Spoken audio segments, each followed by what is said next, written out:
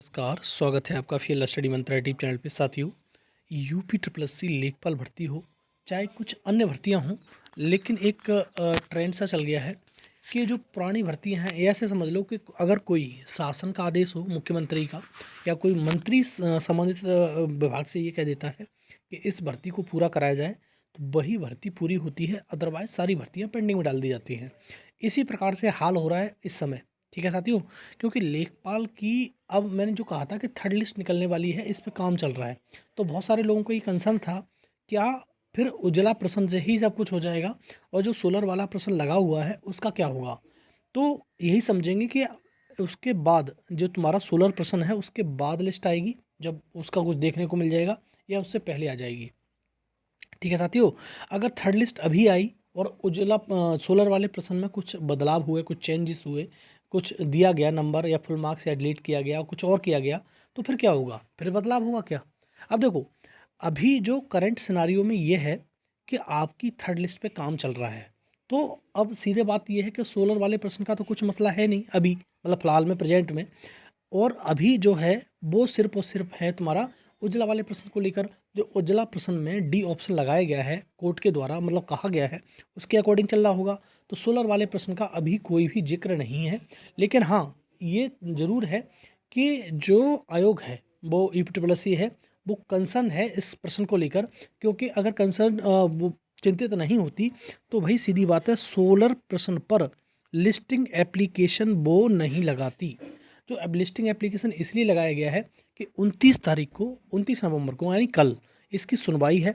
और अगर ये सुनवाई हो जाती है तो आपको ये मान लेना कि फर्स्ट वीक में, दिसंबर के फर्स्ट वीक में इसकी डेट मिल सकती है। और कुछ इसमें दिखाई दे सकता है, मतलब इसका कुछ आउटकम, इसका वर्डिक्ट वगैरह हाई कोर्ट से, जो डबल बेंच में कोर्ट केस है, उसे निकल सकता है। लेकिन अभी जो प्रेजेंट सिनारियो है उसमें यही है कि सिर्फ और सिर्फ उज्ज्वला वाले प्रश्न में जो तब्दीली की गई है, जो बदलाव किया गया है, उसके अकॉर्डिंग ये थर्ड लिस्ट निकाली जा रही है। तो मैंने शुरुआत में ये जैसा कहा कि आप, कुछ लोग कह रहे हैं कि सोलर वाले प्रश्न का क्या होगा। सोलर वाले प्रश्न पे जैसा होगा उसके बाद आयोग देखेगा।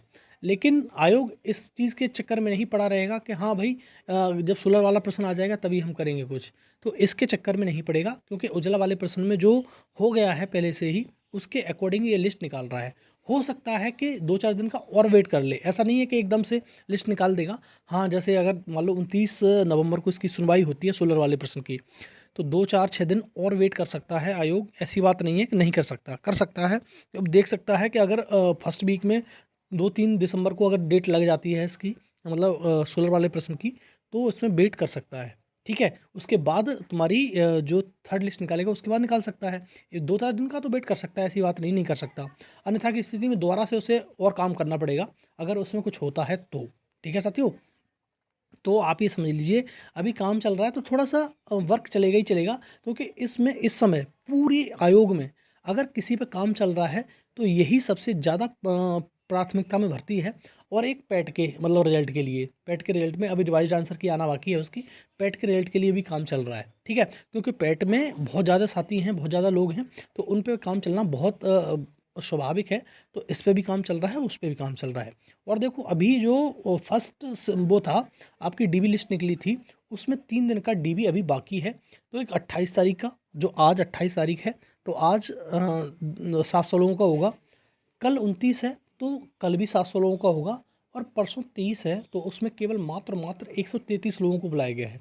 तो 3 दिन अभी यहाँ बचे हुए हैं डीबी के लिए। और 2 दिन का डीबी आगे है फर्दर, जो नए लोग बुलाए गए हैं 842 लोग, आपको मालूम है। 842 4 कैटेगरी में, जैसे एसटी हो गया, महिला, एक्स सर्विसमैन और फ्रीडम फाइटर। तो 842 का डीबी होगा 2 दिन में। पहले दिन होगा 2 तारीख को, फिर 4 दिसंबर को, 2 और 4 दिसंबर को डीबी होना है। ठीक है साथियों, तो इस प्रकार से डीबी का वो चलेगा। और लिस्टिंग एप्लीकेशन की मैंने बता दी, लिस्टिंग एप्लीकेशन लगाई गई है, उसकी सुनवाई 29 को है। और बहुत ज़्यादा संभावना यही है कि दिसंबर के फर्स्ट वीक में आपको कोई डेट मेंशन हो जाए, मिल जाए। और आपका जो सोलर वाला प्रश्न है, आयोग खुद चाहता है, इसलिए लिस्टिंग एप्लीकेशन लगाई है उसने। ठीक है, तो आपको कुछ ना कुछ देखने को मिल जाएगा। हो सकता है कि इसका कोई वर्डिक्ट देखने को मिल जाए। तो आपको ये सोचना है कि ये नहीं है कि आयोग ये चाहता है कि सोलर वाले प्रश्न में कुछ नहीं होगा। होगा तो देख लेंगे, आयोग देख लेगा। लेकिन नहीं होगा तो फिर उसके अकॉर्डिंग ही, जिला प्रश्न के अकॉर्डिंग ही चलेगा। ये बात मान लो। और ये मैंने पहले बताया था आपको कि उज्ज्वला प्रश्न, देखो 2-3 दिन से क्या है, छुट्टियां चल रही थी। कल गुरु नानक जयंती थी, परसों संडे था, तो कोर्ट आज ओपन होगी और आज उज्ज्वला वाले प्रश्न का जो ऑफिशियल ऑर्डर है कोर्ट का, वो आज अपलोड किया जा सकता है। तो अपलोड हो जाएगा तो बिल्कुल एकदम क्लियरिटी आ जाएगी कि कैसे क्या करना है, क्या आयोग को निर्देश दिया गया है। और आयोग को तो वैसे ही मालूम होगा, जब आयोग उसमें वो था तो आयोग को मालूम होगा कि क्या निर्देश दिया गया है। ठीक है साथियों, तो वैसे तो डी ऑप्शन ही है, सबको मालूम है, सर्वविदित है, ये जो यूनिवर्सल ट्रुथ बन गया है ये तो, कि भैया इसको सबको मालूम है। ठीक है, लेकिन फिर भी जब तक ऑर्डर होता है तो थोड़ा सही हो जाता है कि ऑर्डर क्या आया है आपके बच्चे में। ठीक है, तो ऑर्डर आज देखना होगा कि क्या, मतलब उसमें आज ऑर्डर अपलोड हो जाएगा और मैं भी आपको अवगत करा दूंगा कि ये ऑर्डर था और इस ऑर्डर के अकॉर्डिंग आयोग काम करेगा।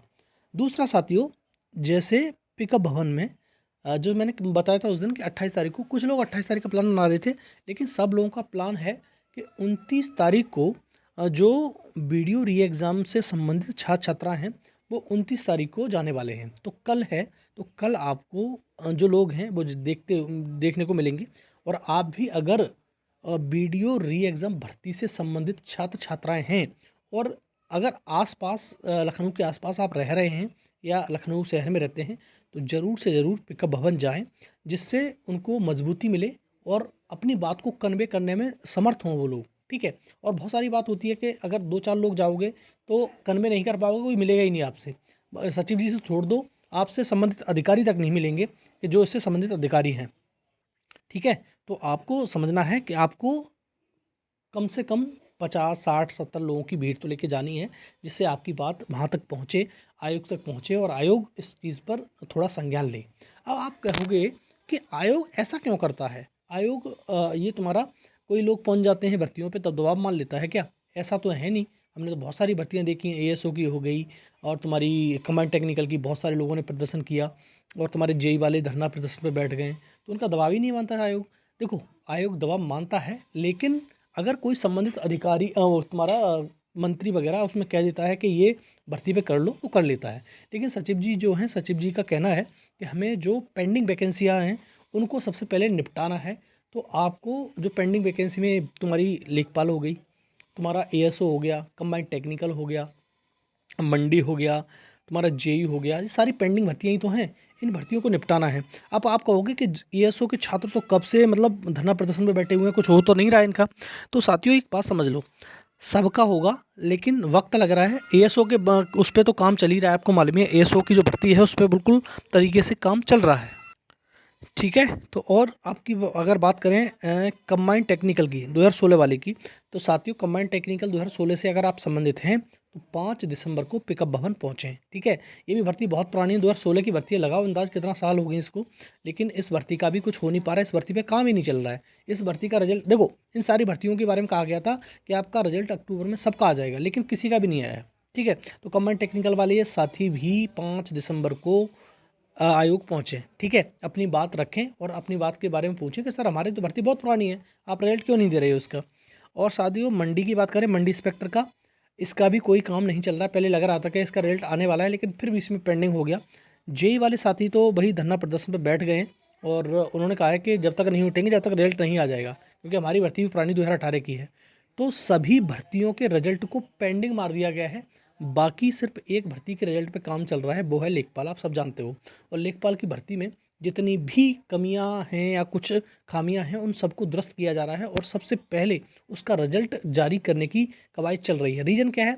मुख्यमंत्री जी ने बोला है कि इस भर्ती को पूरा कराओ और हमको ज्वाइनिंग देनी है। इसके चक्कर में मैं बार बार कहता हूँ, आयोग में, यूपीटीपीएससी आयोग में अगर कोई सरकार बोल देगी तो चलेगा ही चलेगा, अगर कोई संबंधित मंत्री भी बोल देता है तो भी उस भर्ती पे काम होने लगता है, अदरवाइज़ किसी चीज़ पे काम नहीं होता है।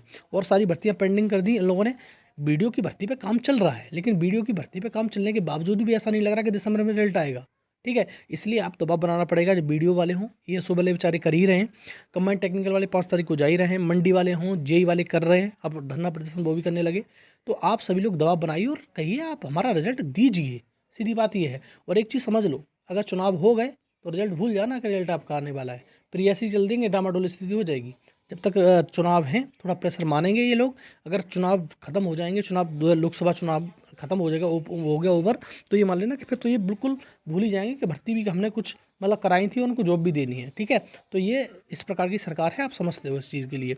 तो साथियों ये रहा वीडियो अगर अच्छा लगता है तो साथियों लाइक कर दिया करो, शेयर कर दिया करो वीडियो को। चैनल पे पहली बार आप विजिट कर रहे हैं तो चैनल को सब्सक्राइब कर लो, बेल आइकन जरूर दबा देना, जिससे मेरी आने वाली वीडियो की नोटिफिकेशन आपको समय से मिल जाएंगी, ठीक है साथियों। पूरा वीडियो सुनने के लिए आपका बहुत बहुत धन्यवाद। आपका दिन शुभ हो, मंगल हो।